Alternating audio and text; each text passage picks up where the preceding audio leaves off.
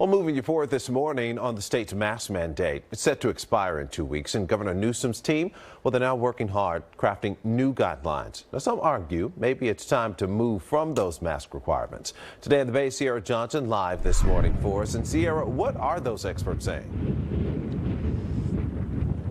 Good morning. Well, there are some health experts that are really pushing for a future without masks, specifically for those kids in school. Now, one of the doctors leading that charge is a doctor locally here at UCSF. Her name is Dr. Jeanne Noble. Dr. Noble started a change.org petition asking state leaders to consider kids when deciding whether or not to renew the mask mandate on February 15th.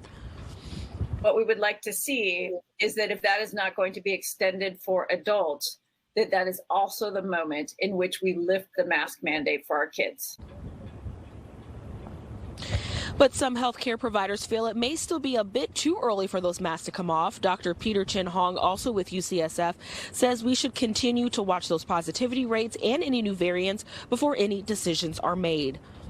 We can't predict with Omicron with certainty where we're going to be in 2 weeks. I think that we're going to be fine.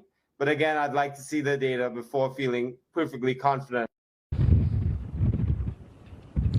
And as we've reported, some communities have already begun to loosen their mask requirements. Some in San Francisco will be allowed to go maskless in certain settings if they're both vaccinated as well as boosted. Health leaders say the new guidelines apply to offices, gyms, religious gatherings, as well as college classrooms. It is important to note that those locations must have fewer than 100 people. So again, that mask mandate for the state of California is expected to expire on February 15th. So we will definitely continue to follow that as it is less than 2 weeks away. We're live in a very windy San Francisco. Cierra Johnson for Today in the Bay.